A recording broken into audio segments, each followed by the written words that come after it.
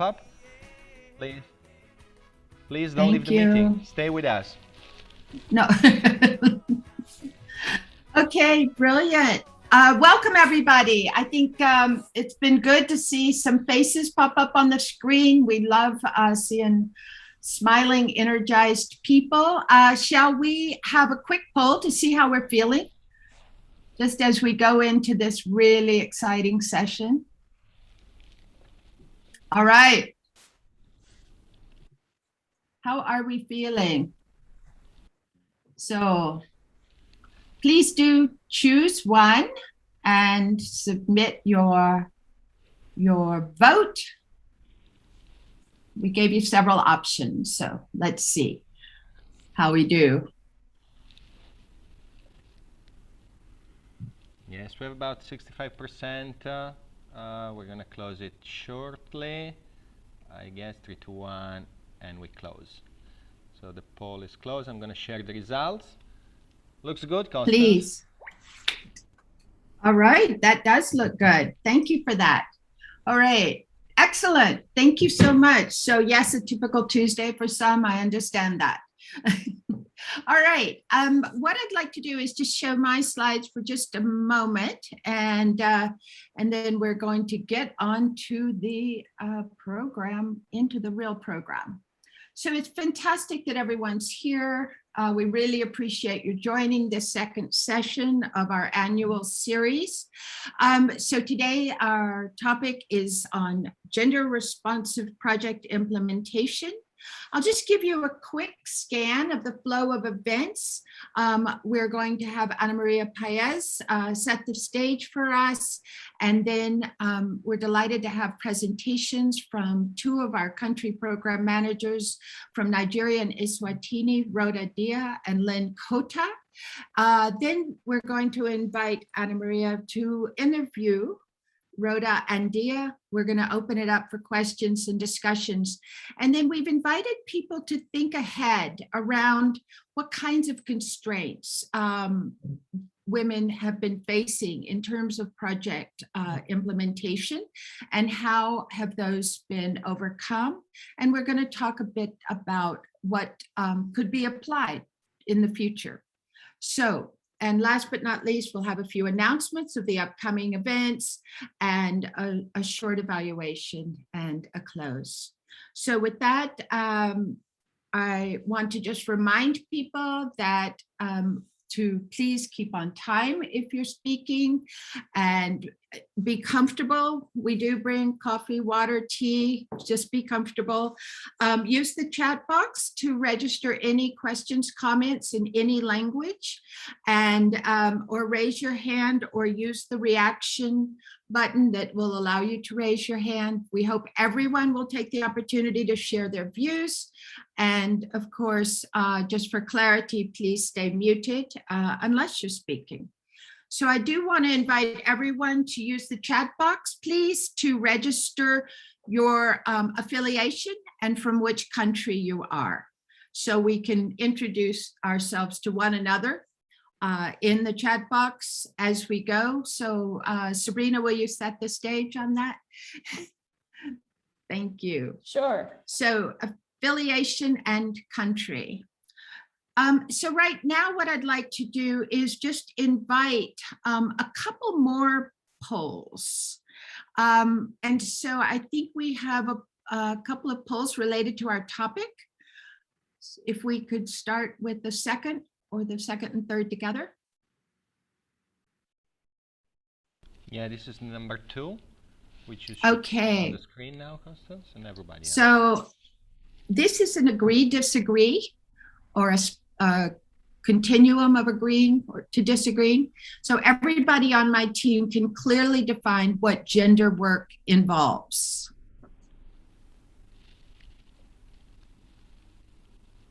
So do you strongly agree, you're not so sure, you disagree, or you disagree strongly?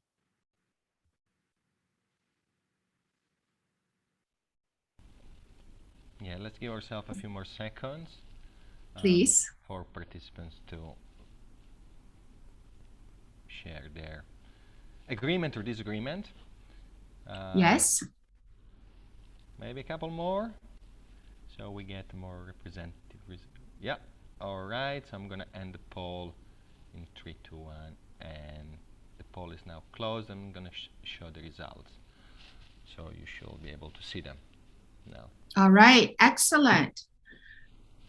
So in some cases, we're not so sure, but in large part, we agree that everyone on our team understands what gender work involves, and a good almost 30% agree strongly. So that's fantastic. And so now if we could, we just make one more poll. And let's see how we... The third one is launching now, and you should all be able to see it and to... Okay, this is a simple statement. Numbers of women trained is equal to numbers of women empowered. Do you agree or do you disagree with that statement?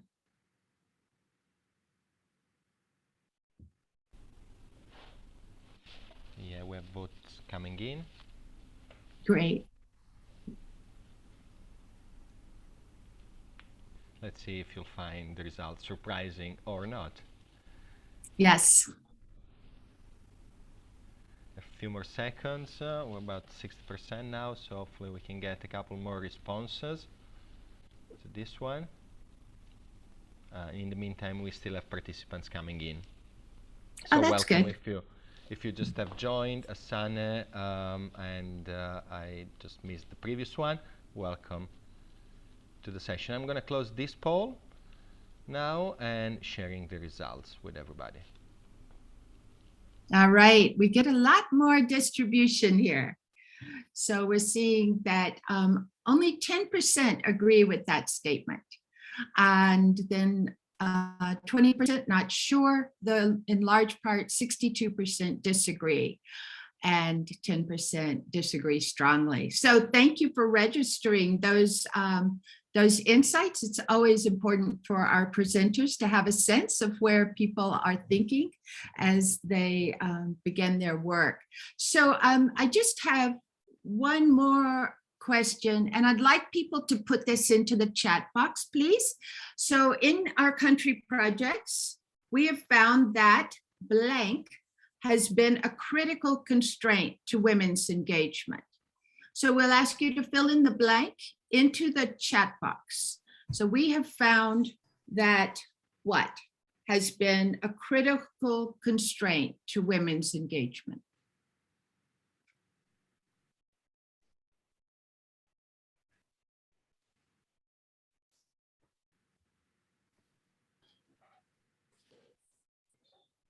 Are we getting some responses? Land tenure. Thank you. Culture, Lynn. Thank you, John. All right, others? We look forward to unpacking these later. Access to funds. Is that foncier? Qu'est-ce que c'est foncier?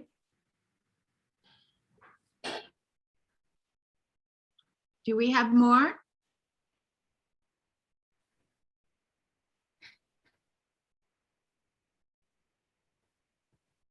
Is that literacy? Hi, Birara. Thank you for registering your affiliation. Customs. Access to finance and technical resources. Thank you, Edna. All right, we're getting some good ones. Hi, all right, Tim is arbitrary figures for the number of female farmers engaged. Huh. Excellent. All right, we're getting some really good feedback. I would invite people, market access. Thank you, patience. I would invite people to continue to register that, to fully participate on decisions on all levels. So I will just remind everyone that we do want people to continue to register their comments, their thoughts, their questions in the chat box throughout the session today. And I'm so delighted to see this feedback. And so now it's my great pleasure to introduce our speakers and resource persons today. We have an amazing lineup. So first, we're going to hear from Maria Paez Valencia from CIFOR-ICRAF, who leads the gender work. Then we're going to hear of the extraordinary experiences of Rhoda from Nigeria and Lynn, Kota from eSwatini. And I know many of you know these amazing people, but we are just so excited to have them all together to talk about a critical topic for all of us. And with that, I will stop sharing my screen and invite Ana Maria to set the stage for us. Ana Maria, thank you so much. You have the floor. Thank you, Constance. Let me share my screen. Okay, are you seeing my presentation? Great. Okay, well, thank you, Constance. Thank you, Sabrina, and everyone for joining, for being here today, and for being interested in this. I don't want to take a lot of time. I just wanted to bring your attention to this document that was published earlier this year. It's a guide for gender-responsive project implementation, and it's based on the country projects that are part of the Resilient Food Systems Program. The idea of this guide, and the reason why we are bringing it up today, is because it's about how to, it's about what is gender responsiveness and how to make implementation more gender responsive, as the title says. So I just wanted to bring some general concepts around this and tell you a little bit more about what the guide is and how it relates to the presentations we will hear today. So first, I want to start by saying that gender responsiveness means going beyond identifying the differences and gaps between men and women, and between men and women from different ages and from different social and economical backgrounds. And it also goes beyond that do no harm approach. So it means making a conscious effort to address gender and social inequalities through the project activities, seeking to advance gender equality. So it requires specific funding, it requires specific staffing, it requires also planning, careful planning and careful integration with the project activities. And basically what it allows is for you to understand, or it allowed us to understand, how will the project affect women and men, or different women and men differently or in different ways, but also how the different roles and the different capacities and rights and responsibilities of men and women will affect the project achieving the objectives that it wants to achieve. And it requires basically tailoring the activities and the approaches and the methods that that have been proposed in a project to the needs and priorities and interests of different groups of farmers, different types of men and women, and according to their capacities, again, their responsibilities, their roles within the activities that the project is targeting. So about going a little bit about also how the guide is being developed. We propose these 4 dimensions, these 4 gender dimensions that are relevant for almost every or most of the projects that the country projects that are part of the Resilient Food System programs, and are relevant also for many, in general, for many agricultural interventions. And the idea was to go one by one of these gender dimensions and looking at how these gender dimensions were relevant for the project, and also how suggestions of how this could be, each dimension could be addressed through the project activities. So just to go through them quickly, we have gender equitable participation in decision making, and we are looking at this at two levels, at the farm level or at the household level, and also at the community level. So at the community level, these gaps are mostly referred to an unequal voice and influence in community processes and local governance. And at the household level, inequalities are linked to limited participation in decisions on farming, or the use of the resources, the use of the income from different activities. We also look at access to and control over resources, basically looking at women's differential access to resources such as land, water, financial capital, all these that were actually mentioned in the chat when Constance prompted us before. We also are looking at access to financial services and markets, and this is particularly important in the context of the RFS because a lot of projects, I think most of them, are working with value chains and trying to boost incomes. And here the idea is to look at the gender gaps related to participation in markets and value chains, and also control over the income, and this is key, over the income generated through these activities. We also look at women's limited access to credit and financial services and the implications that has on women's access to other productive resources. And then we look at equitable workload. Here we basically are acknowledging that women have a triple role, that they participate in income generating activities, but they are also in charge of that, what we call the reproductive role, which is taking care of children, taking care of the household, taking care of sick relatives, and they also participate in community activities. So they have this triple burden, and that imposes a certain a number of limitations on their time and their energy for taking up on any other activities. So it requires assessing the effect of different practices of technologies in or project activities in general on the workloads of the women that the project is targeting. So these are our dimensions. And then for each of them, what we do in the guide is we go through these 3 different sections. We first highlight the expected outcomes. That means what the project will achieve if they address meaningfully the dimension in question.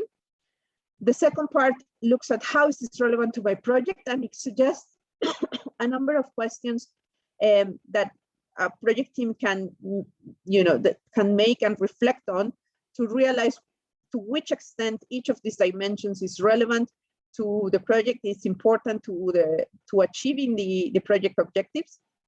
And then it suggests a number of alternatives, activities, approaches that will help project teams in addressing each specific dimension. At the end of the guide, we're also presenting suggestions for gender-responsive monitoring and evaluation, and also gender-responsive communications. So most of the guide is focusing on implementation and how to be more gender-responsive in the different activities. And then at the end, we are looking specifically at monitoring, evaluation, and communications. Okay, here I want to refer to what I was mentioning before about the expected outcomes. And this is something we've been discussing and developing with the projects and the country teams since the beginning of the RFS, looking at how to measure the impact that the program is doing in terms of gender equality. And we've come also to we've agreed on a number of indicators. You have them there on the slide. There are 7 indicators, and the different projects are contributing to different number of indicators. So not all of them are being targeted by all the projects, but in general, many, like every project is targeting at least one or two of these indicators. I wanted to bring this up because this will be also part of the monitoring and evaluation framework of the program in general. And we've been trying to get information also to be able to report or to see how these indicators are progressing. Sasha has been in contact with some of the project leaders asking for information for other indicators that are relevant to the program.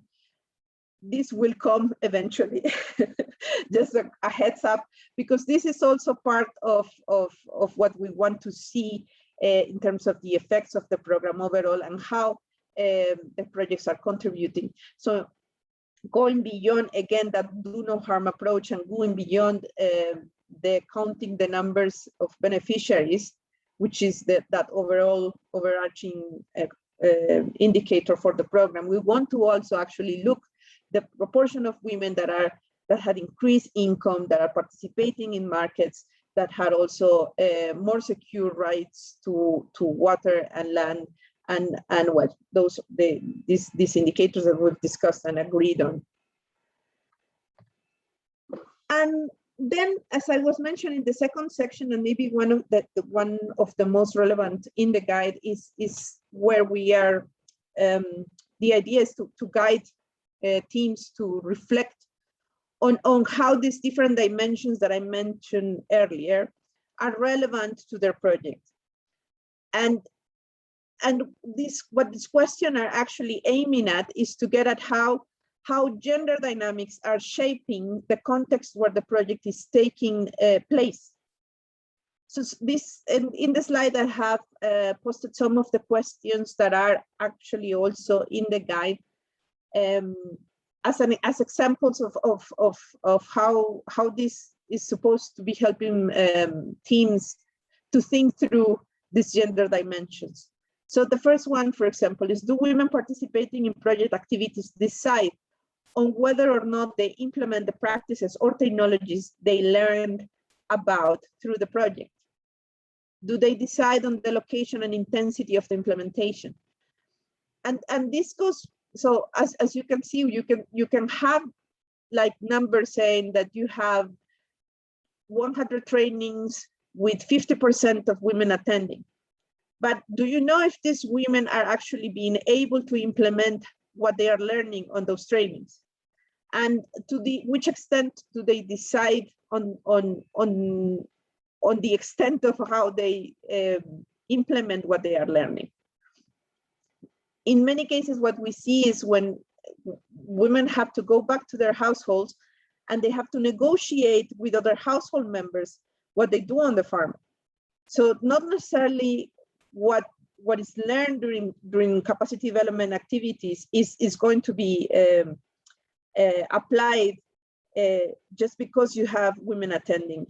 So this is one consideration. Another one, for example, if working with farmer organizations, one question is there a gender balance in the leadership positions? And then you can say, yeah, well, no, there's not, but then why, right? Going beyond that number in terms of balance in those leadership positions, what are common attitudes about women and men in leadership positions? So you might even have a gender balance in leadership positions when you're working with cooperatives, for example. But then what are the attitudes of the cooperative members around women and men in leadership positions, right? What are the possibilities of these women to actually exert change? Another one is, for example, if project activities are having an impact on communal or uncultivated land. We know also that in large extent, women depend on this communal and uncultivated land for non-timber forest products, for example. So women are more likely to be affected from activities like enclosures, for example, or these kind of measures where that are focused on communal land that are thought as idle, when actually there are groups that are using and they are using the resources in this land, and they're critical for them. Okay, so maybe one more. Consider the difference between access to and control over a resource. And this is also a very important question, and it comes often as a misunderstanding. The fact that women may have access to certain resources doesn't mean that they have a voice when these resources are, for example, sold or leased, and how are they impacted if, for example, in the case of a divorce, on where they are widowed.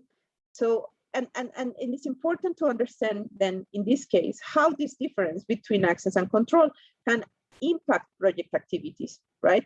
If you are, for example, working on restoration activities, does the fact that women are interested in trees or in certain tree products, it's enough when they actually don't have a say over the land where these trees could go. So I just wanted to give you this overview to kind of get people thinking about the context, right? And how gender is shaping that context, and how these questions will eventually impact what happens with the project, what the project it can actually achieve, what challenges they face, and yeah, and the bottlenecks that are on the way. What we're hoping to hear now from Rhoda's and Lynn presentation and from the discussions afterwards is now the third question in the guide, that was suggestions for gender responsive implementation. So we've invited Rhoda and Lynn because we think they have successfully made their projects gender responsive, and we want them to share the strategies that they've used to achieve that. Later on, we'll have a discussion with the larger group, and we want to also hear from others what other strategies they have used in terms of gender responsive implementation. So I think this is all for me now. Thanks so much, Ana Maria. And thank you so much for the overview. And I'd ask anyone if they have questions directly on the guide or the framework Ana Maria has presented, just in terms of time, if they can just register those in the chat box and Ana Maria can respond to you. We've also shared the links in terms of the guide, both the English and the French version, for more information. So thank you so much, Ana Maria, for framing some of the issues that we're going to dive into, and giving you know, just a really good kind of overview of some of the kind of critical discussion points we're going to unpack throughout the session. With that, I am really happy to now hand over to Rhoda. Rhoda's been a really inspirational project leader, and I've been really lucky to have met Rhoda a few times when we've been able to convene as the wider Resilient Food Systems project and programmatic team. And Rhoda is leading a project working in primarily northern Nigeria. It works across 70 communities and 14 different local government areas, and Rhoda might be able to update us on that if there's more engaged local government areas. The project is on integrated landscape management to enhance food security and ecosystem resilience in Nigeria. So Constance will be sharing the slides, and Rhoda will be discussing with us some key innovations and highlights around how they've tackled and how they're working to make gender responsive implementation in some of their work. So Rhoda, over to you, and thank you so much again for you and the team's preparations. Yeah, thank you, Sabrina. Good morning, good afternoon, everyone. With me, we have so many of our team from across the states. In Nigeria, Habib is online, our Benue team, Abig El-Fada from Gombe, and some other team members I'm sure will join very soon. You can see the picture of our woman, a pregnant woman with her compost trench that she adopted from our intervention in Benue State. This is when Anne Maria talked about output, women learning and adopting it. I think this is a very good example of that. Let's go to the next slide. Next slide. Okay, so the objective of this presentation is to share our experience on gender implementation in our projects. Next slide.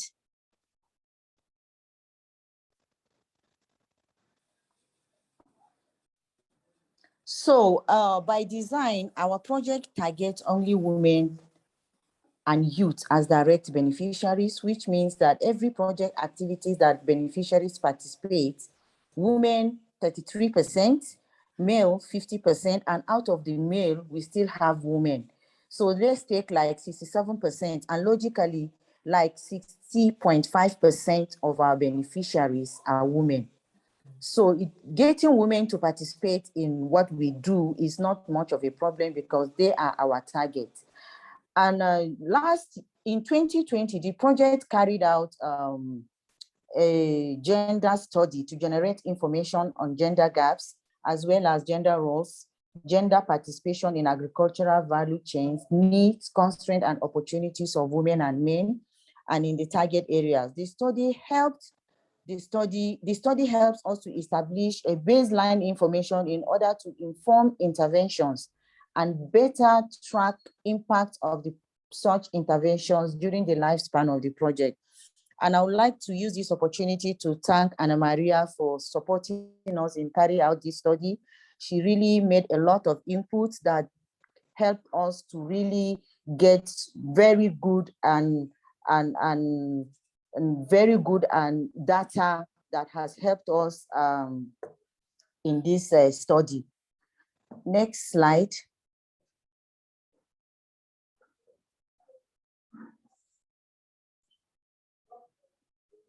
So from the study, we just briefly some of the results that came out. A question was asked about household decision making around productive and informing and income generating activity in the past 12 months. And it revealed that men dominated the household decision making, and also in access to 9 acts of, that is 64.3% out of productive resources identified. Women have only 5, which is 35%. And this also shows that, women have only decision making in food crop farming. And most of the other decisions that are happening in the family is dominated by men. And out of 12 productive activities or roles investigated, women and girls participated in more than 66.7%, while men and boys participated in only 33%. This shows about the workload of women in the family, which also agree with what Ana Maria said earlier on. This is like a baseline of the study. And women and girls participated in 9 out of 12 identified reproductive roles, representing 75%, while men and boys participated more in only 3, which is 25%. 50% of the women reported that it is very true that men have claim over their labor, while 45% of women also reported that they have difficulties obtaining sufficient labor during peak period for their own personal farming activities. About 82% of the community lands are owned by men, while only 17.7% are owned by women. So this is very critical, and it's actually helped us to design and think outside the box of activities that will really impact on women. Next slide.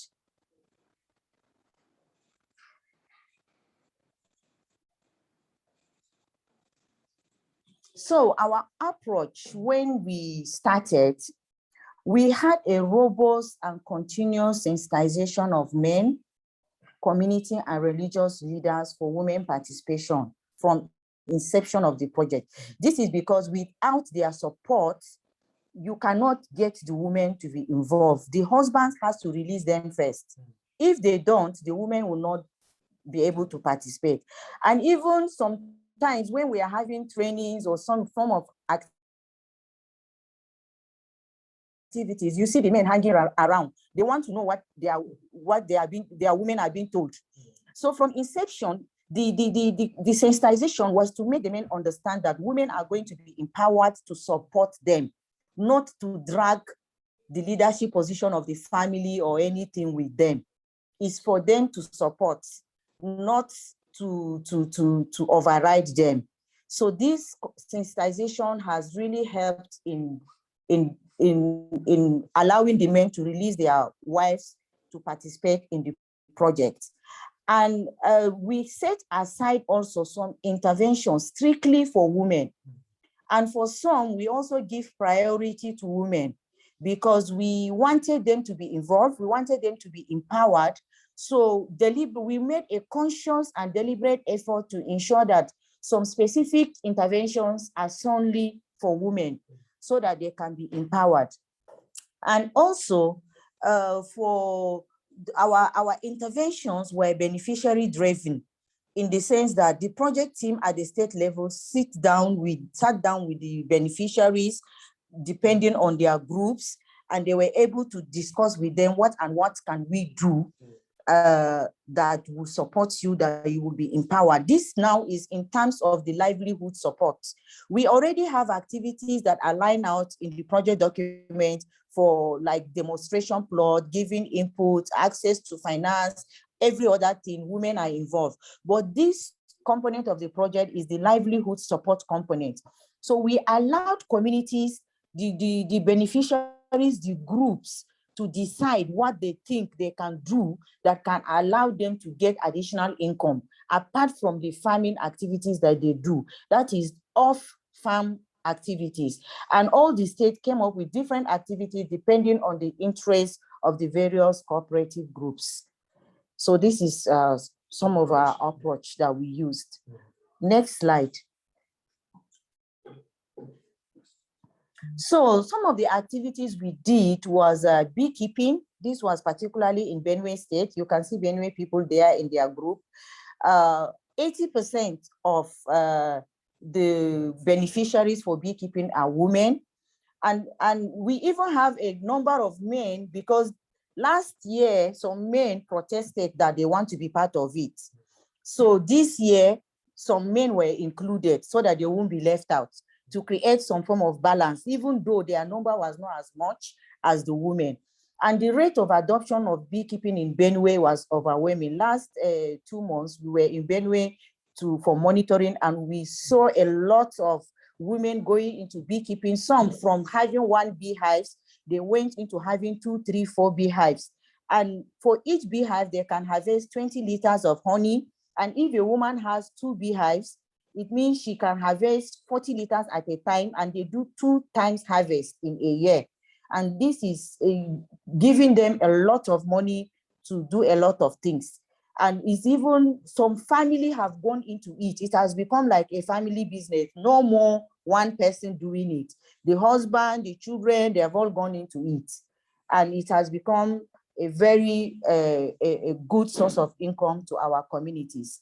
Another activity is dairy goats, goat keeping and goat production. This one is 100% women. And some communities demanded it because the project is also trying to address nutrition, especially for pregnant women and for children under 5. So they were giving goats as a source of alternative livelihood, and they were trained on how to take care of these goats, how to access veterinary services, how to identify when the goats are sick, how to feed them, and the kind of food they would give them. In fact, they were trained on how to make animal feed from farm residue, so that they don't need to even buy feed for the goats. And a lot of women across more than 5 states have been empowered with goats. And the way it was done is that if a woman is given a goat, in the next 2 to 3 months, if the goats give birth, the baby will be given to another woman. So as it keeps multiplying, each member of the groups will have a goat at the end of the day. And sometimes some goats can give birth to 2 to 3 babies at a time. And some communities also demanded noodles making machine. Like in northern Nigeria, in the northwest, noodles is one of the delicacies that you find each family eats, breakfast, lunch, dinner. It is in high demand. And the locally made one is not so available. So the women demanded that they want noodles making machine. And with that, they will be able to make a lot of noodles, and they have market already. So now, some of them have been given their noodles machine in group, and as they are producing and selling, they gather their money to buy more machines and share among themselves. And these now they are using it to make, to generate income for themselves. And contract farming too, we signed contract, the project signed contract with some companies to produce rice. This one was also in Benue State. And now over 300 women have been empowered. They have been given inputs to produce rice on contract farming, and the company promised to buy at a premium price, better than the market price after harvest. So this has kicked off. At the end of the season, we believe they are going to also have some good income from the contract farming. And rice and granite processing and value addition. This is a training that we did for our women, because there are some communities that women don't go to farm. Some of them are purely into processing. And because we work across the value chain, especially for rice and granite, we taught them the modern technique of local rice, parboiling, and processing. And if you see the rice, the way it is being parboiled, you would think it's a foreign rice, but it's a local rice. Now our women have gone into mass parboiling, and they are also processing their granule, they are selling oil, and they have been trained on how to use those rice husks and granule shells to burn it and to carbonize it and make briquettes out of it.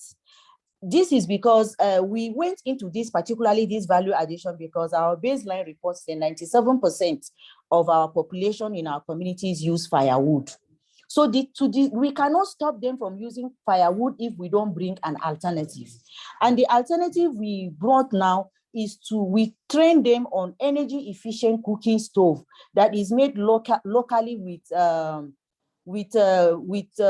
clay and some little iron. So we train them on it. With that, instead of using a bunch of wood to cook, you can use just 2 pieces. And if there is another one that is used for charcoal. So the one for charcoal, we train them on how to use rice husks and farm residue to make briquettes. So they dry the briquettes. We provided briquette making machine for them, and some carbonizing machine. Now some of them are even gone ahead to fabricate some of those machines so that they can have more in their communities. So they use the briquettes on that energy efficient cook stove to cook. And they also trained on production and marketing of those energy efficient cook stoves so that we can have a lot of it in our communities. This will reduce the amount of firewood and the fuel wood they use. And recycling the farm residues will also help us to utilize and have zero wastage when it comes to our own value chain. We have mushroom farming too. 79% are women. We have seed multiplication. Now our farmers produce their own seed, and 63% of the people that are into seed multiplication are women. Some of them demanded from chemical spray machine, because in some communities it's very, very scarce. There is a long queue in accessing it to even hire to go for use. So now we train them on biopesticide formulation, calibration, and application. And after the training, some of them were given the chemical spray machine so that they can use it. Very few women are into ram fattening because mostly it's men that are doing it. So, but few of them got it. So they fatten the ram and sell it during the peak period, especially during Salah when ram is expensive. Next. Rhoda, let's just finish up in a couple of minutes. Thank you. All right, so for the outcome now, this should be the last, I think, or few to slides. So we have, for the outcome, we have significant increase in women turnout is recorded due to awareness and increase in economic life in all activities, significant improvement in the well-being of the women beneficiaries, which leads to great change in the nutritional status of their children. Many women are now acquiring, purchasing, and increasing their farmlands due to a series of benefits provided by the project, and they are now bold to take on crop production alongside men, especially in the case of rice production. Women are not known for rice production, but now they are going into it. Women now have income of their own and are paying school fees and taking on financial roles in supporting their families. Women now contest for posts in their mixed cooperative groups and participate in decision-making in their communities.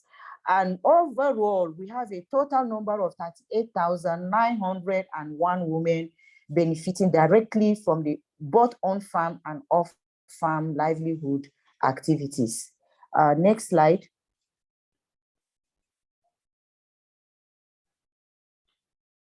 So these are the pictures of our women now. They are already packaging their honey. You can see that it is branded.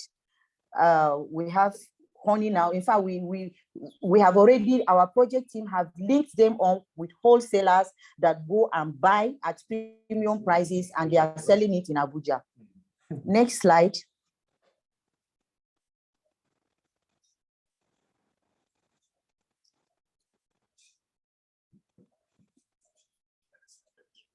Next slide. This is a rice processing.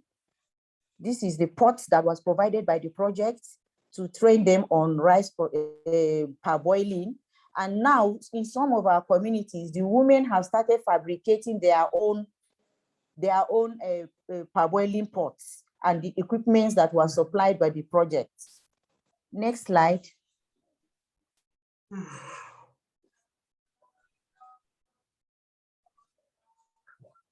This is a dairy goat. This is one of our consultants during the training where she was teaching women how to milk goats, because one of their problems is that they don't know how to milk goats. So they were trained on how to milk the goats, how to prepare the milk for consumption, especially for children under 5. And now they are doing it. These are women, some of them were giving these goats to also keep. Next slide.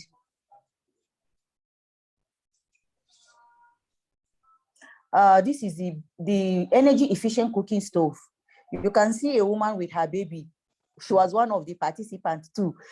She came with her baby. She wanted to leave the baby at home. I said, come with the baby, back the baby and participate. And she actually participated fully. She was very eager to go back and start working to start marketing her own cook stove. Next slide.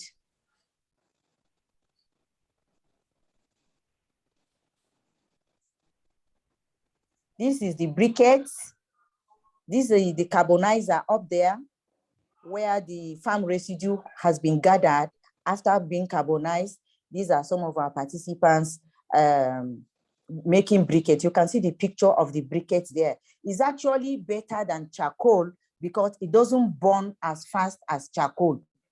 So now our communities are recycling their farm residue. What they used to throw before, they would just leave it at the farm, is being recycled and used as fuel for cooking. Next slide.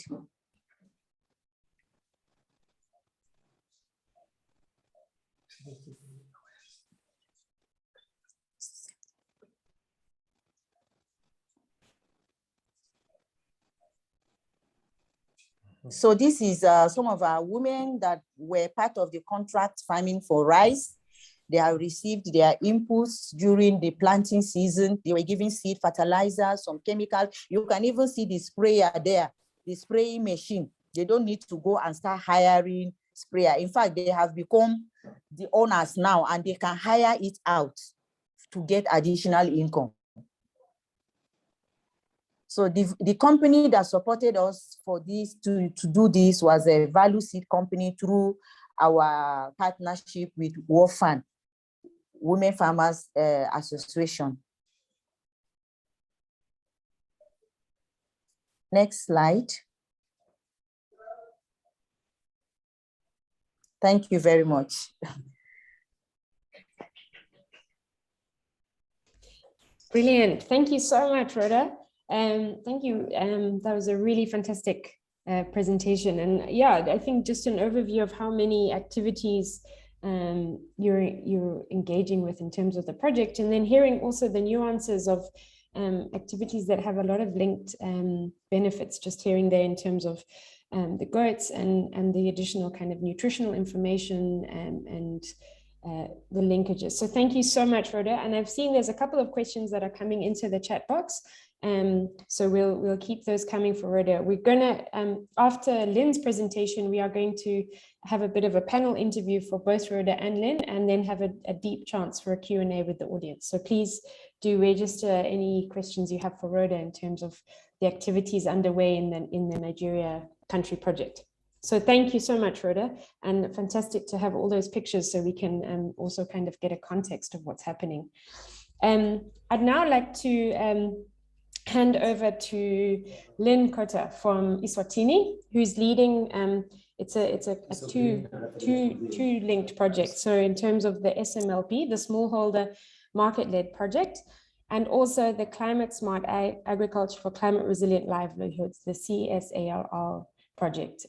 These are in eSwatini, and Lynn has been a really inspirational leader and integrating a lot of the work going on in eSwatini in terms of empowerment and dealing with a lot of issues around gender, especially in the community, and working in the chiefdom structure in eSwatini. Lynn has really, with her team, innovated a lot of ways and mechanisms of bringing the gender aspects both into the legal structures as well. So Lynn, you have the floor. Thank you again for sharing your expertise from the eSwatini project, and we're really excited to have your presentation. And just to confirm, Lynn, are you okay to share your screen and slides?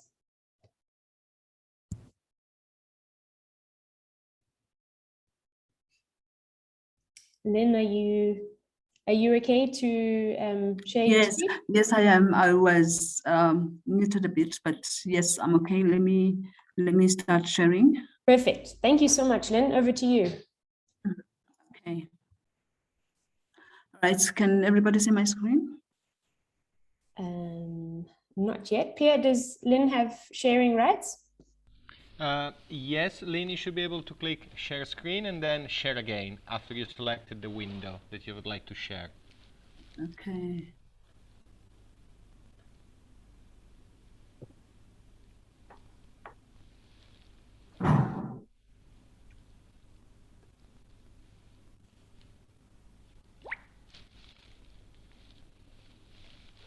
Are you able to find that? So you click share the first time using the green button, and then you will see different windows popping up. You select your PowerPoint, and then you click on share again. Okay.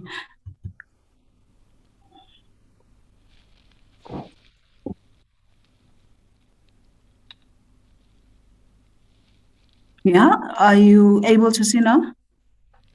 I'm afraid not yet. It seems it has not started yet. Okay.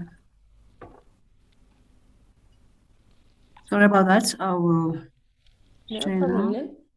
And Lynn, if you want to, you could quickly. Oh, there we go. All right. And then if you just press the full screen mode, Lynn, so we can see your slides in full. That's fantastic.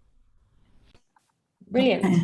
You just go back to the start. Perfect. All right. Thank you very much, and my apologies for that. Yeah, I think I have been introduced, and basically what I'm going to share is how the project, it's the smallholder market-led project, as well as the climate smart agriculture for resilient livelihoods. So basically, much as the project is two-pronged, but it is implemented as one. The key considerations that I would like to share with you when you look at, gender responsive implementation. Firstly, it's the sensitization of the regional authorities on the need, I said, to move with the times, basically to say that women are no longer, women's space is no longer in the kitchen. Let's move on, guys. And then the second one consideration is the sensitization of the women themselves, because they have been socialized to think that it's only the men that can do certain things, that can make decisions, but we've been sensitizing them to say they can also do this. And then we administered the WIA, the Women in Agriculture index at baseline, and currently it actually directed us to the areas where most women are not, empowered in agriculture. So we actually are following up on the areas or on the communities where, the baseline study, showed that women are not so empowered. And then we use a number of training modules and tools and on gender sensitive development, both for men and for women and for the traditional authorities. And then we are continuously in engagement with the traditional authorities and both men and women, on the importance of inclusive development, because culturally, it has always been men, that are seen as being, having that role or having that prerogative of being decision makers, and women following on the decisions that women make. Even in urban eSwatini, that has been the case in such a way that even when I want to get a loan from a bank without the signature of my husband, I couldn't get it. But fortunately, the recent constitution has gotten rid of that, but still it is there. And then the other consideration is that now you have to show the results of empowering women to be in decision-making positions, and the results of, empowering them to actually do things and be responsible for the resources, in the household and the use of those resources. So basically, this is what we've been doing. Now, starting with the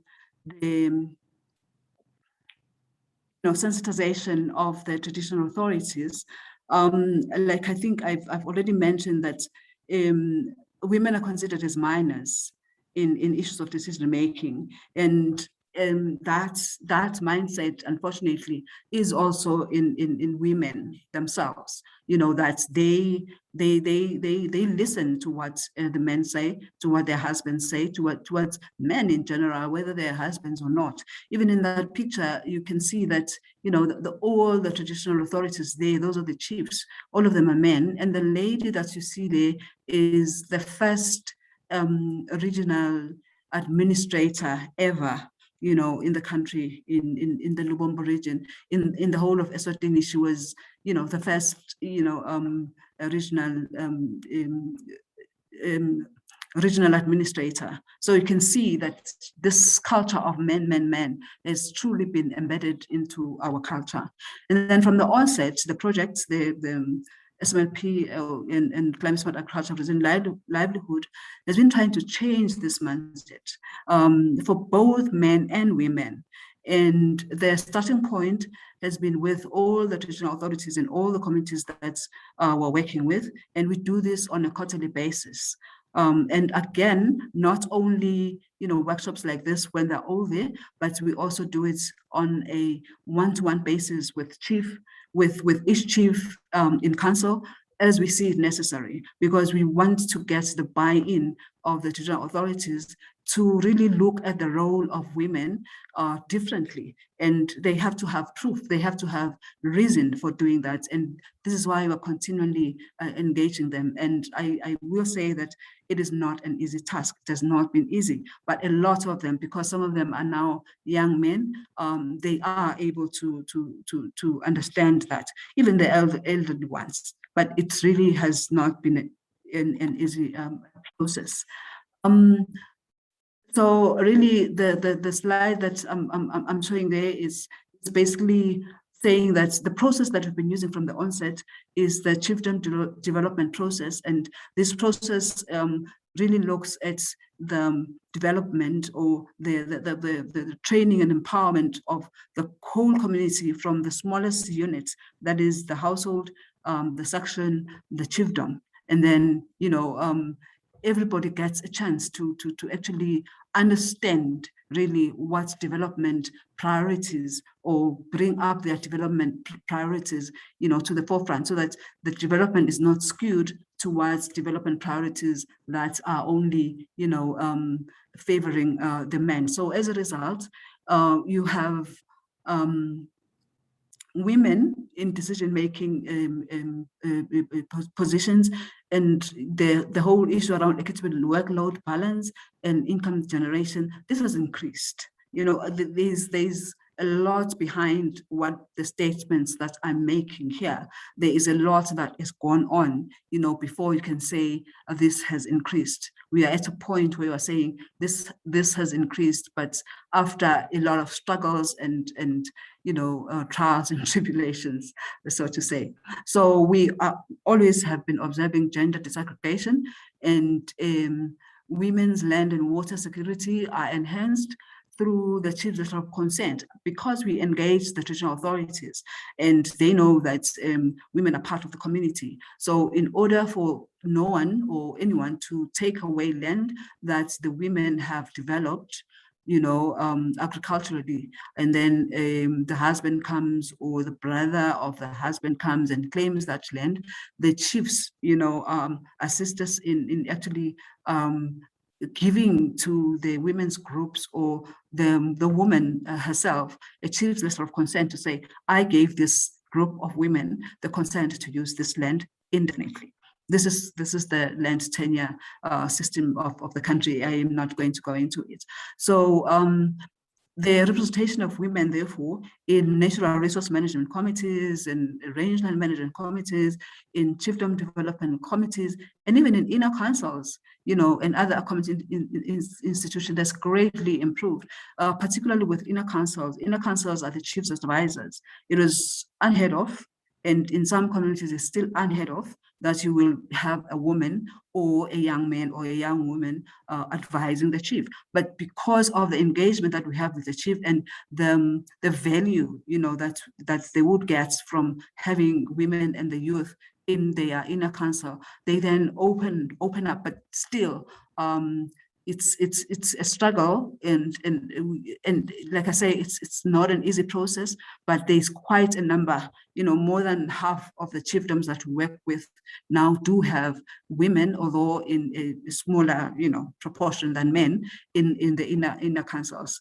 And then in the institutions, the community institutions, there's about 25 women, 25% of women that are chairpersons of the community institutions, which really is a great achievement, because in almost, more, in the past, you'd find that the women themselves choose to elect men, because the feeling has been that, how can I be led by another woman? How can women lead us?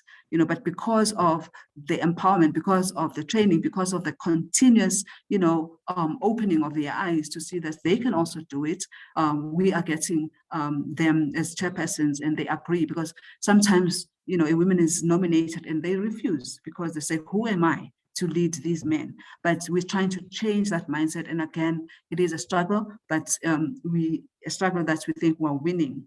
And then I have talked about the WIA, but what we're planning to do is now have a project WIA, whereby we are actually going to, which is going to enhance better analysis of the project's contribution to women's empowerment and transformation, because we want to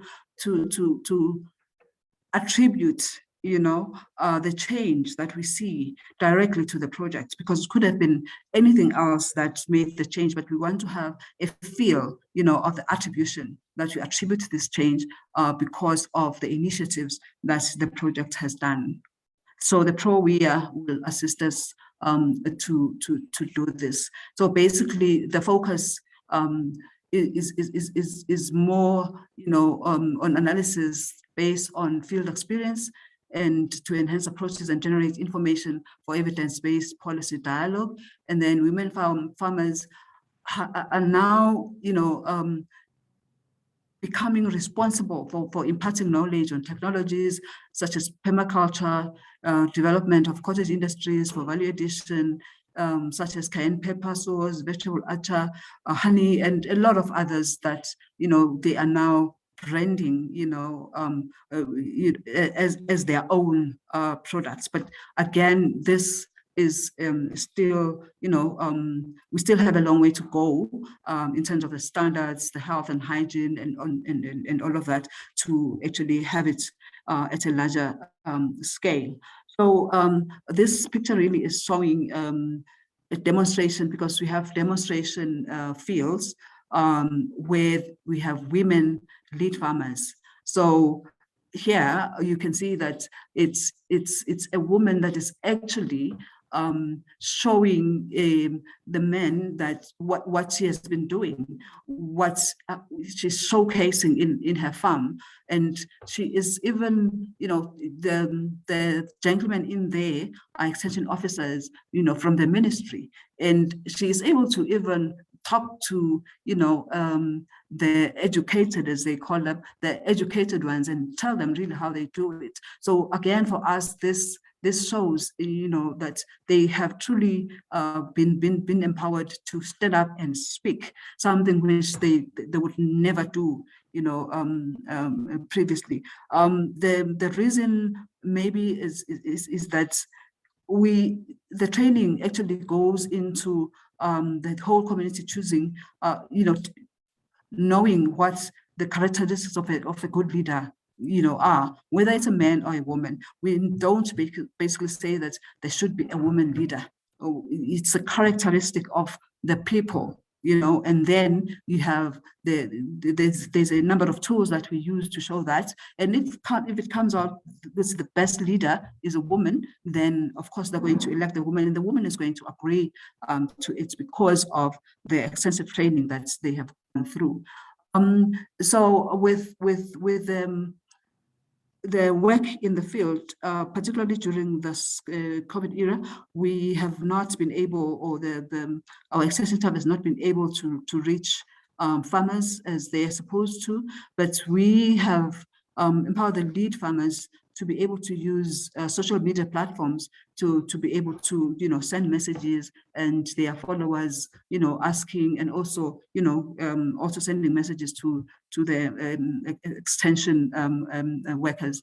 And this has been one of our trump cards when engaging the territorial authorities, to basically say that these women live in this community and they are able to help a number of people in your community, even without extension workers, but still your people can, continue producing. So really, this is the results, that we show that empowering women is valuable for them. And again, I think the other thing is that we also use electronic media to, like the TV only have we have one TV station where we actually get these women into a podcast where they actually talk to other women about the challenges that they meet as leaders, how they overcome them, and really what has been their experience in leadership and in decision making. And this process actually makes this, adds to the sustainability of the assistance given to farmers, even post projects. This one, I just wanted to show that during one of the trainings on natural resource management, one of the ladies there, we were talking about the whole climate change and how it happens and so on. And then she was asking that how do you educated people continue using these things, the fossil fuels, when in actual fact we do have natural resources that are God-given to us that we can use, like the sun, to generate power. We are following your ideas. Why are you doing that? And that is when the discussion then turned around, and we then talking about the natural the use of energy, for irrigation and for fuel and so on. So one of the things that we focused on was solar energy. And I think within about 5 months of having spoken about it, they now have a solar powered garden, irrigation infrastructure that they use to irrigate their fields. But again, much as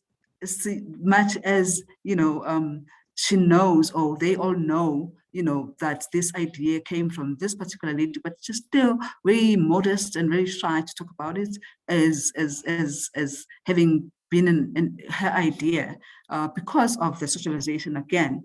But the idea has finally come to fruition, and all of us are elated. This is one, but the last slide, which is basically showing the resources that are coming directly to the women. If you see the picture on the right, when we look at sales, by gender, most of the sales, 47% of the sales are, from women, and those women have direct control over the money that comes through the sales, because at the point of sale, this is where they are actually paid. So the money goes directly into them. So if they have tomatoes and also goats, women are also involved in goats, and they get the money there and there, from the markets that we link them with. And again, with market linkages, we link them, and then we leave them to continue linking with other markets and being able to see, what's the best, price they can get from who. But we encourage the contract farming for a start until they're at a position that they can then be able to look for other markets. And lastly, yes, we can do it. These are the results, of the fact that women can be leaders. So here you see climate smart agriculture lead farmers showing how, they had just finished a training on record keeping, and proud to be able to know that it's important to keep records for your own self, to know whether you're making a profit or not, and also for the markets, because markets want to see, the records of when you planted this and so on and so forth. So yes, they can do it. I just wanted to share some of the lessons from the project, that the transfer of skills and knowledge to communities through the engagement of community-based facilitators is very key during the life of the project, because at the end of it, then you'll have these people that have been trained in the communities continuing, to impart the skills to others in the community. And most of the community-based facilitators are women, I think by their very nature of being motherly, because this is not forced onto anyone. They are elected and they agree and they actually do it. They sacrifice, to do it and assist others. It is also imperative that a project receive a very strong political will from both government and regional authorities, from the design stage throughout implementation, and the roles and responsibilities of regional authorities and, the government ministers and departments be very clear, what they are in the project. The political will really is meant to have the chief post-project to continue supporting, the initiative that had been started before, and continue, giving encouragement during, their meetings, their, weekly meetings, that they should proceed, because they can see, where that is leading the whole community to living better lives. And then again, beneficiary contribution strengthens community ownership of projects, and therefore the sustainability of those projects. And then we do have innovation platforms and a memoranda of understanding with key stakeholders, so that again, post-project, the interventions are sustainable, because the leaders of the innovation platforms are not necessarily the project, it's the markets in most cases, or it is the input suppliers, or whoever it is that is a player in that value chain. We encourage that they lead the innovation platforms, so that continue doing it even after, even post projects. I think that will be the end. And thank you very much for listening to me. Thank you so much, Lynn. That was really amazing. And what we so appreciated was the very, I would call it deep engagement that you have manifested in this project, because it was all about shifting paradigms and really putting in a very sustainable way for women to both be thought of and to think about themselves. So we really, really appreciated that. And I can see that you're getting lots of applause. So what I'd like to do right now is invite, and if it's possible to share your video, I'd like to invite Ana Maria to perhaps ask a few probing questions of Lynn and Rhoda after those amazing presentations. And then we're very much keen to open it up to some of the questions that are coming into the chat box. So please, Ana Maria, Lynn, Rhoda, you have the floor. Okay, thanks, Constance. And thanks, Rhoda and Lynn, again, for sharing with us all the work you have done. We're really impressed. I am really impressed by all that you have achieved. And well, I would like to maybe capture a bit of what we hear, like from Rhoda's presentation and from the experience in Nigeria. We see that mostly, like we see basically two dimensions were mostly influenced, or we see changes mostly in two dimensions, that on access to markets and control over income through all the income generated activities that women have been engaged in. And in eSwatini, the focus had been more on participation at community level, and also how that has enabled increased in also in access to resources, access to communal resources, access also to communal lands.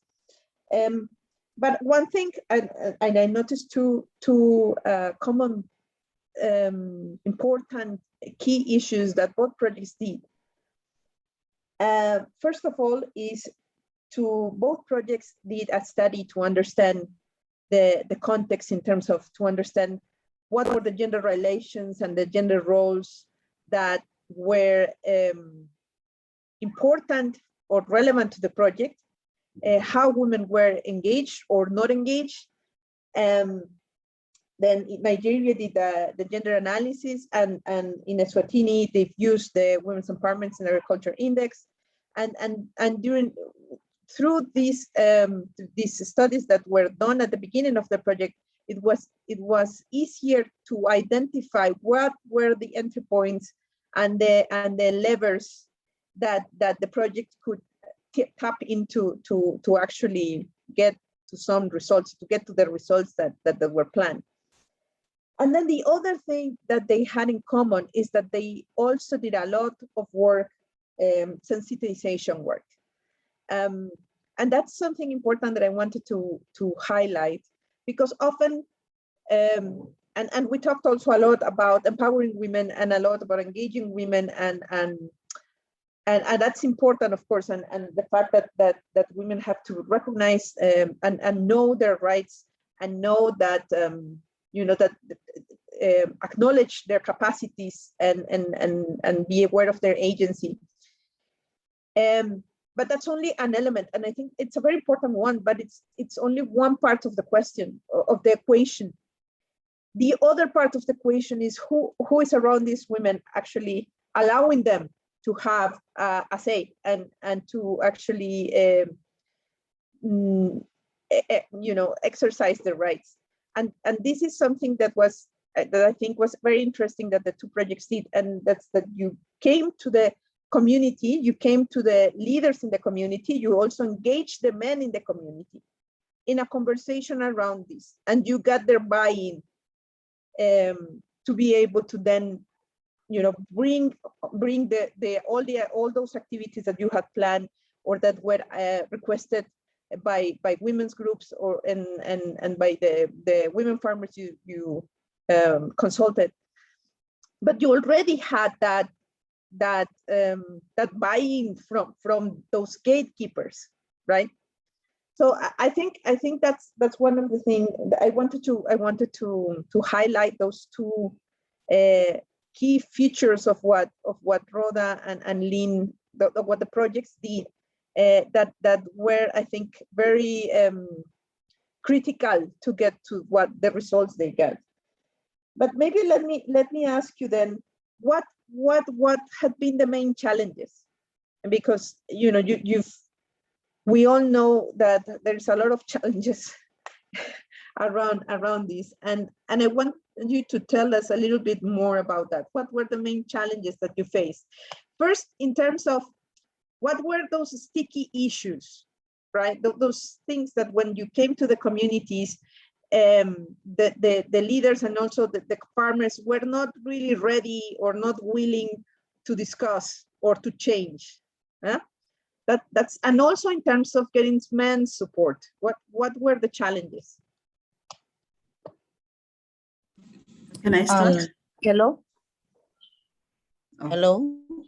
Yes, so let's start with Rhoda, because you went first, and then Lynn. Okay, so when it comes to women empowerment, especially in Africa, looking at our patriarchal nature of our society, women generally resist it. They will prefer their women, some of them, especially in northern Nigeria, stay at home, take care of the family. The men do all the struggle, bring home food and all that. Because once a woman is empowered, they feel threatened. But the entry point, like I mentioned earlier, is the robust sensitization and continuously, because they will never stop. So you have to keep telling them that your wife is being empowered to support you, not to confront you. So this message is what the team, we keep hammering to the community leaders, to the men. And also, one of the challenges is women don't believe they have the capacity to really do some things, especially in the case of beekeeping. We all know the challenges of beekeeping, bee sting, and all this and that. But the team in Benue had to do a lot of convincing to tell the women that you can do it with the modern way of beekeeping. They were trained on how to wear their protective clothing during harvest and when to do all the activities that has to do with the beekeeping. So women themselves need to be convinced that they can do it. Like in northern Nigeria too, the northwest region, women don't normally do farming. But with this, the coming of this project, now some of them are coming out because there are some demonstration plots that are particularly for women groups. Of course, they have to do it by themselves. So now they know that they can do it. And because some of them have participated in the demo, they are part of the groups that are doing the demo, they have gone ahead to get their own farms and are able to now do their own cultivation by themselves. So those of them that are not into cultivation are now on getting land to do it, either by access or by purchasing.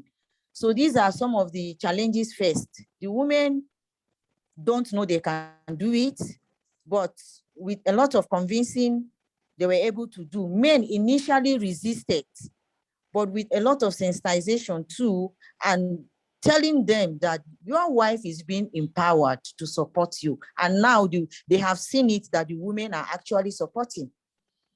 They are paying school fees, they are buying food for the family, they are seriously contributing financially. These are things that they were not doing before. Because the project gives some access to inputs, they give them inputs. They have also seen some of the benefits of allowing their wives to engage. In fact, more communities now want to participate. The neighboring communities, they all want to participate, but the resources cannot go around. But I think we are on it. Thank you very much. Great. So I'd like to hear from Lynn. Thank you very much, Anna Maria.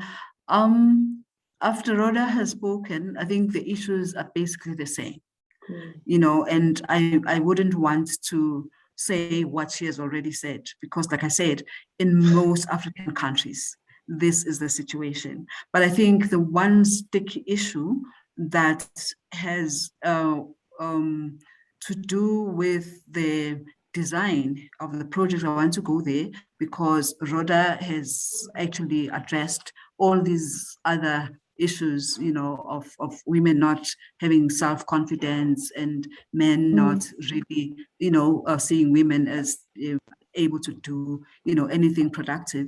I want to go to the project designs themselves, you know, to say that when you want to change the mindset of a person that has been socialized from a young girl, or even, you know, from 5 years when they could, you know, be able to tell what is what.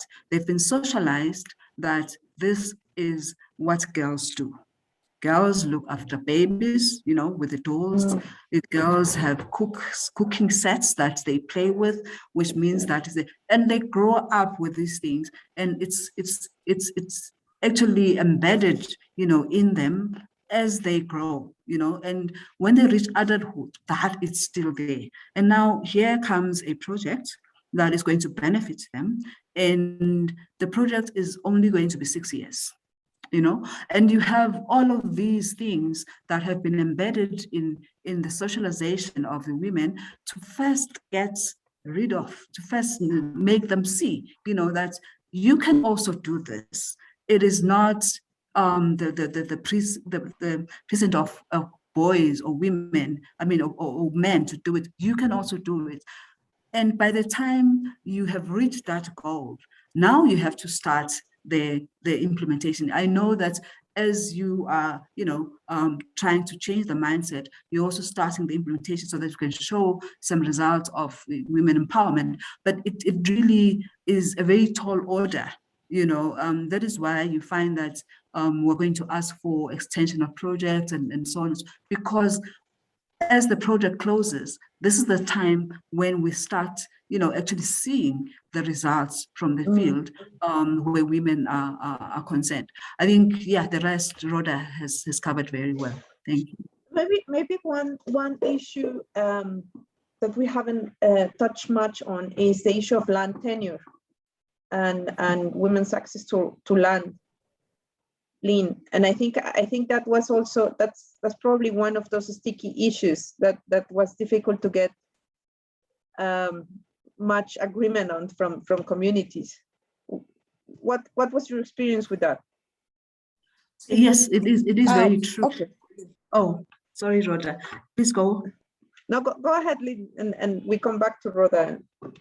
The issue of access to land. It boils down to the first the land tenure system of the country, and then the way not only the land is managed, you know, but the governance, you know, of the land. For example, the land tenure system of eSwatini is such that you have, title to land, that you buy and it's your own, you can use it any odd how, but the majority of the land, 70% of it or even more, is the eSwatini nation land, which basically means that it is land that belongs to all eMaSwati, but it is in the custody of the king, who then delegates the chiefs to look after the land on his behalf. So what does that mean? It basically means that it is the chief that gives land to families, to families in each community. There's a system, it's called a Kota system, but basically that's how you acquire land. But the good thing is that the land that you acquire in that way, you have the indefinite user rights.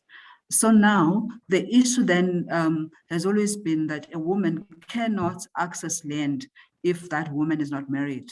The land is given to a household that is led by a man. In some instances, even to the extent of saying that if you don't have a husband, or and you have a boy child, that child can be given land and not you as a woman.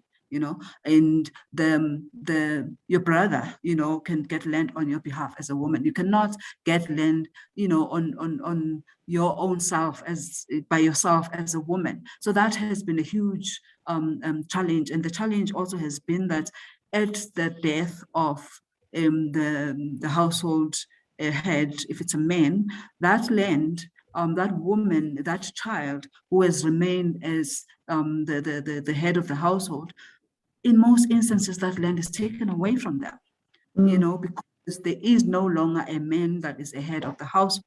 So this is what we've been trying to overcome, trying to, jam into, the chiefs, such that there is another project that I happen to also be managing from the government side, that actually is aiming to, what we're actually doing is, sort of automating, the land that has been given to each household, have the GPS coordinates recorded, that this land parcel belongs to this family, and it will belong to this family until there's no one left in the family. Then it goes back, to the chief to reallocate. But as long as there is a child, as long as there is a woman, as long as anyone in the family, that land is not going to go anywhere. And the chiefs, are trained, in how to, know which parcel belongs to who. So you just press, we've trained them, computer literacy, press, and that this land belongs to this family, and so on and so forth. So in that way, much as it is not, the foolproof that, it's not going to happen, but we've seen a decrease, in land that is taken away from women. And again, even if it's not women, if the land really, you have user rights, and the chief can decide that I want to use that land for a school, and we've developed it, the chief could do that, but that prevented people from actually developing their land, because they don't know when the chiefdom is going to want to use that land, and they're going to be told, through a chief's runner, that the chief has decided that this land is suitable for a school. So please, I will give you, some other land elsewhere. We want to use this particular piece of land. So now the Constitution, unfortunately, is now saying that if the chief decides to do that, the person that is being moved from the land has to be compensated to the value of the improvements that they have been that they have made on the land. Or much as it is not, happening automatically, it is a process, and we are seeing less and less cases of women-headed household or child-headed households whose land is being taken away from them. But it has been a problem, and it still is, a problem. Yeah. Thank you. Okay, I'd like to ask Rhoda one last question on a different topic, since, okay, so we've listened about land, but I think we don't have enough time to hear from Rhoda on the issue of land tenure, but maybe I can ask Rhoda something else. Am I allowed Constance? Rhoda may want to say a sentence or two about land tenure, but yes, please just go ahead and ask this question and then let's open it up to other questions that are appearing. Thank you. Sure. Well, yeah, of course, Rhoda, if you want to add something on the issue of land tenure, how this has been also a sticky issue for your project. But one question I wanted to pose to you was on the effects on workloads. And because you've shared with us a number of activities in which you've engaged women, like new income generating activities in which you have engaged women. And I was wondering if you had if you've made any observation, if you have any information about how this, or if it has had any effect, any negative effect on women's workloads. How is the project going about that?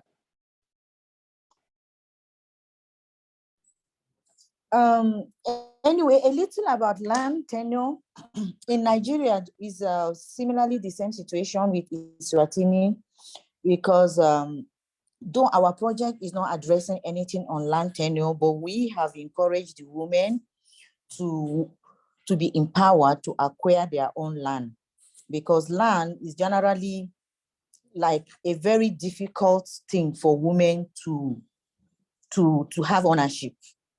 It's like, I think it's a typical situation in Africa.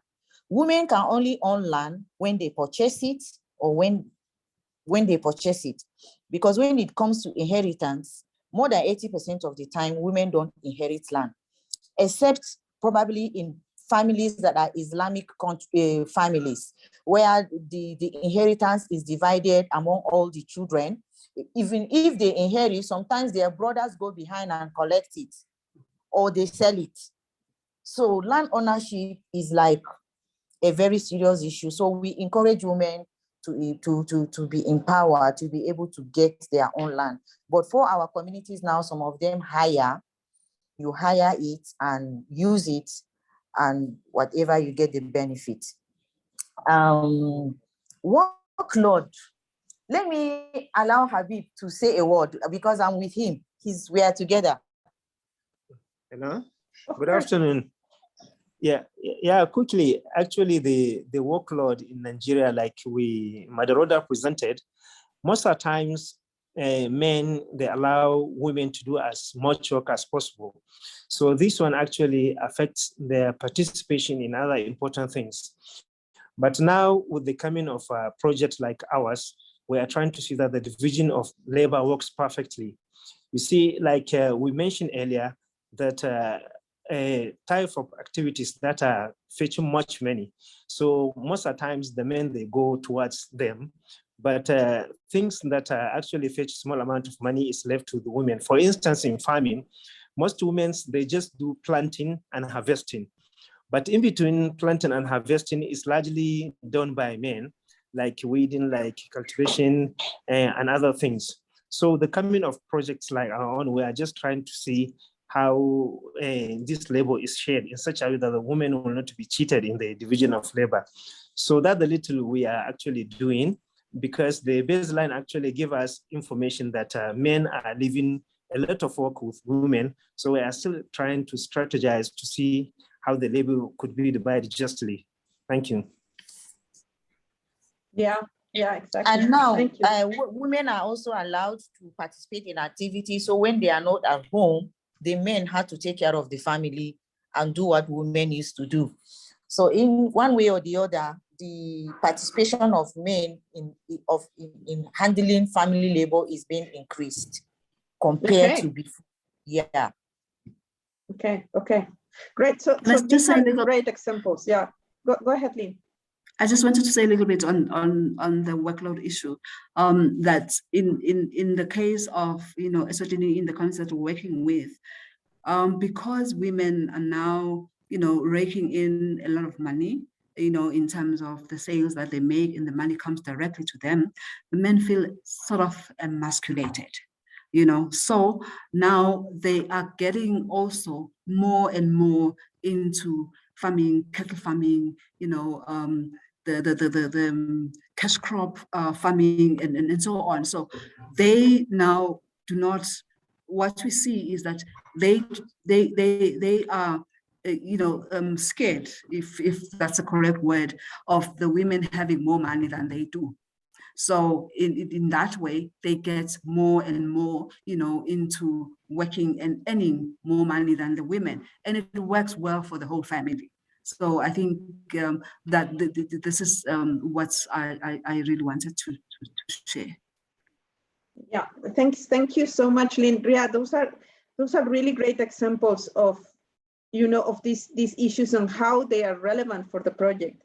And we're looking at again those dimensions that I was bringing up at the beginning.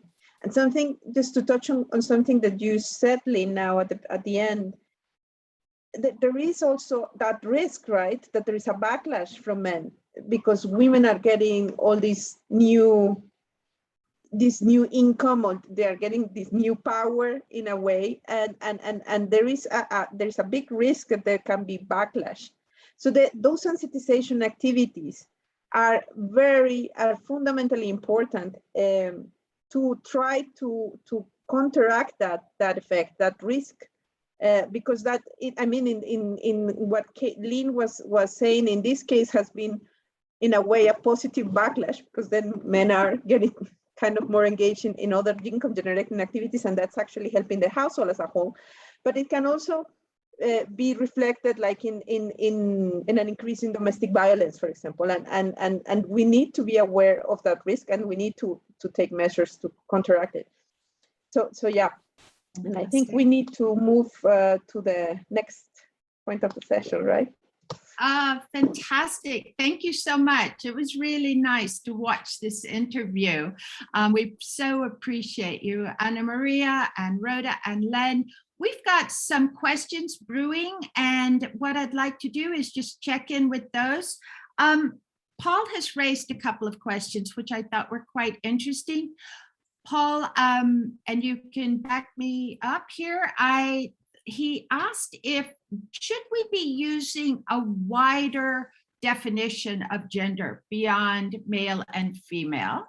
I thought that was quite interesting. And he also mentioned that some production systems can tend towards some child labor, more child labor, for example, the rice production.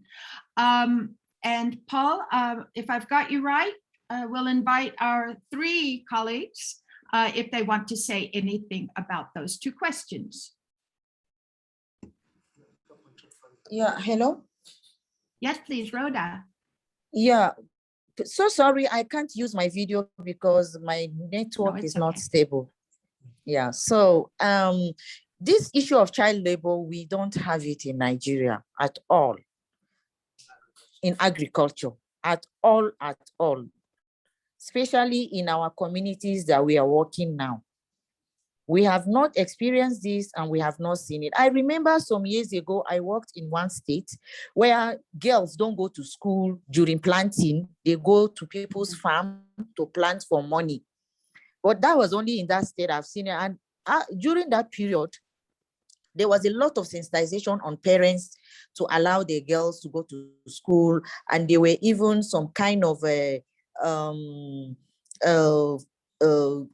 law, not really law, some common strategy that the government used to arrest those girls when they go to farm and ask their parents to come before they will release them and talk to them to stop them from going to farm for planting to get money during school hours. So, but presently in our present communities where we work, we don't have that issue of child labor. Children go to school fully and their mothers participate in their farming activities. Yeah. Okay, thank you for that, Rhoda. Does anyone want to comment on the wider definition of gender? And then I'm going to come to the question of patience. I'm not sure if I will be answering the question properly, but what I think it's that, yeah, well, gender does refer to both to men and women, and refers to the relations between men and women. It refers to the decision-making dynamics. power relations, and this division of labor, division of role and responsibilities also. So it is like the broader definition of gender does look at all those dimensions of the relations between men and women. So it does go beyond thinking of women as a homogeneous category, and looks at those relations, right? And how women and the environment also that mediates and conditions those relations. Of course, there are aspects of gender that intersect with other factors of social differentiation. So gender also intersects with age and ethnicity and many other factors of social differentiation, and the way women, like for example, young women are at a disadvantaged position is different than the way older women are positioned in a certain matter, be it farming, within farming, or outside of farming. Also, women from certain ethnicity might be in a different position than women from another ethnicity. And so in that sense, gender interacts definitely with these other factors, but it's a category on its own, a category of analysis on its own. I don't know if that maybe clarifies. I hope so. Thank you for that. And Paul, if there's a further follow-up question, just let us know. I'd like to invite patients to, now that you've heard all these presentations, you had made a point about the difference between training and empowerment and end of project knowing whether women are or there is empowerment. Patience, do you want to say anything about that statement? Okay, yes, thank you. Thank you very much, Nelly. Sorry, my network is a bit crappy and there is rain on my background. But one thing that I know is in FAO Uganda, I think we also have a lot of projects that are ongoing and targeting women economic empowerment. And of course, that will go with empowerment and maybe training. But most times also we have faced, we have not maybe clearly distinguished between the training and the empowerment, like I have put it. Most times we will train, or even with partners, we have activities that coined around the training, and then thereafter, other activities come in with the empowerment. But a lot of times what I observe is once the training is done, a little is mentioned about the empowerment, and maybe the women are a bit engaged, but not in a guided way.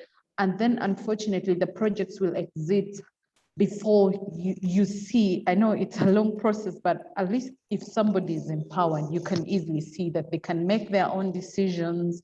They can carry out things that they were not doing before. So it just remains at that midline of, are these women trained and not empowered, or are they trained and empowered?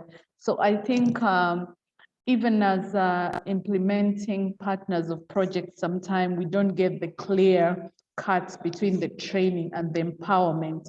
We will do the training and mention the empowerment, and we conclude the project with the women are trained and empowered. But when you go back with another phase of the project, you find that everything has gone back to start.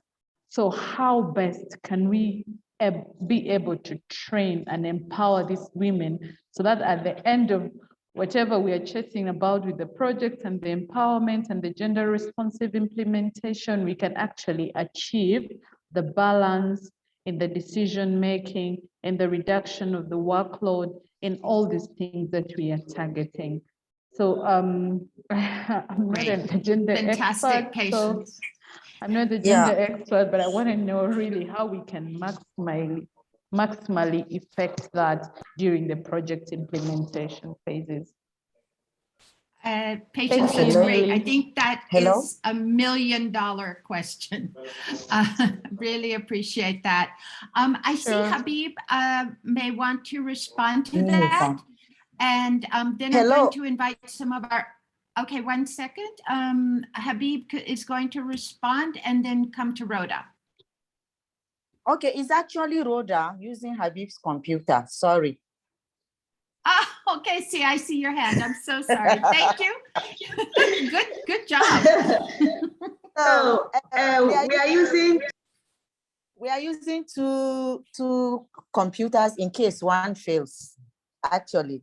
So this is a very good question. If you remember, patients, in my approach, I mentioned about beneficiary-driven interventions. If it comes from them, it will last and you will see the impact. That was why I said, you know, we have our regular project activities, we do demo plots, we share input, we do training on climate smart, which involves every other beneficiary. But when it came to the livelihood support, we wanted it to come from them. What is it that you can do that will empower you? There are some communities we wanted them to do mushroom farming. They said, no, we don't have a market for it. You can train them on mushroom. You will think you have given them capacity building, but they won't utilize it. You won't see the impact. So it's better when you're designing empowerment project for women, even though you have something you want to do, it's good to leave some things open. When the project starts, let the team sit with them. What can you do in your community that will sell? What can you do that will empower you? That is why we have diverse interventions when it comes to our own empowerment programs, the livelihood support. Some communities went into beekeeping and they are making a lot of money from it. Some went into animal fattening, some went into different things that I mentioned earlier on. And you can see the impact. They are making a lot of money from it because it is coming from them. It is what they want. And because they want it, they will make sure that they sustain it and they make a living out of it. So let it be driven from the community. If you carry pig farming to Northwest Nigeria, it will not sell because they don't eat pig. It's failure at inception. So let it come from them. If it is your own idea, okay, I want to empower them, teach them how to sew. You teach them how to sew. If they are not interested in it, or there is no market for sewing in that community, it will fail. So it's better it comes from them. And it's another thing to also train. When you train them, don't just train them. You have to follow up to ensure that those trainings are being inculcated into them and they are practicing it. And I think you don't also train and leave them. You have to give them something like a seed. Our beekeeping, we give them beehives. One per group, one per family. Then when they see that they are getting from it, they will replicate. Now you go to one of our states, you will see more than 50 compost trenches. Now they are even packaging compost and selling it. They are highly adopting it because it's also something that is all right. Thank you. So please. I love the energy though, Rhoda. That was brilliant. Let's just hear quickly from Lynn. And I see that our colleague Zukizwa has also registered a question about addressing fears and potentially threats to unique traditions and customs. I wonder if Lynn, could you take the floor for a minute? And then I think we're going to have to start towards a close. Okay, thank you very much. I wanted to actually address the issue that the sustainability really of the project initiatives post project. You know, what is the scenario? What is the issue here? I think for us in eSwatini, I think Rhoda has also covered a lot, you know, in terms of the contribution from the community and really what they want to do. But we actually, sorry, we It's okay. actually start by looking at, the chiefdom development planning is actually looking at what resources do they have in that particular chiefdom that will allow them to do ABC. And then, because the whole community is involved from the smallest unit, they will actually bring out, say, as the youth, we would like to do beekeeping. For one is one of the favorites for youth because it brings in the money now. After a few months, they get the money from the sales. So it's basically saying that what's really are the aspirations of the whole community in terms of development, and then this actually makes the point of saying women's ideas, because women traditionally they are the ones that take care of families in terms of food and nutrition security and so on. So you'll find that they go more into projects that will bring food into the household. So it's basically the aspirations of the community, and as well as the ownership of the initiative by the community, as well as by the traditional authorities of each chiefdom. In that way, it goes way beyond the project. I can make an example of the project that's we did in 2011, which is the initiative are still up and going. I always get so gratified when I go there and I see that they're still keeping at it, even though the elderly that we were interacting with, some of them have passed away. The children are actually still doing it. So I think it's what Rhoda is saying, that it has to come from them. It has to be their aspirations. Thank you very much. The planning really has to start from there. Thank you. Oh, fantastic. I think you both really highlighted it starts day one when you start planning. So, ladies and gentlemen, we have hit the limit on our time. I am so sorry, because I can see that we're getting some more ideas of what we need to discuss. So can I invite everyone to come with their videos on when it's possible? We're really delighted that we had this opportunity today. We have huge thank you to Anna Maria, to Rhoda, to Lynn, bravi. And there they are, Habib and Rhoda together, fantastic. And so we'd love to take a picture. And that's so nice. Yes, everybody looks so much nicer in person. Thank you. So congratulations to the group. We hope this has been a valuable session for you. And we really do want to continue to have this dialogue in some form or fashion. There will be a report. There will be hopefully a blog. There will be, Lynn, if I can get your slides, we will get them translated and onto the event page, because we have captured a lot of lessons. The slides are perfect, are great. Yes, they are brilliant. And we just want to say thank you again to everyone. And we want to also quickly announce that on November 16th, the FAO through Component 1 is hosting a science practice and policy expert dialogue as part of this sequence. And we're so excited, because it's going to be bringing what came out of the Food System Summit and what came out of COP26. What are we going to need to focus on going forward? So thank you so much. And can we have a big wave and turn your mics on, unmute? Thank you, everybody. Thank you. Bye. Thank you. Great to see you. Merci beaucoup. Merci. Au revoir. Thank you. Superb. Great job.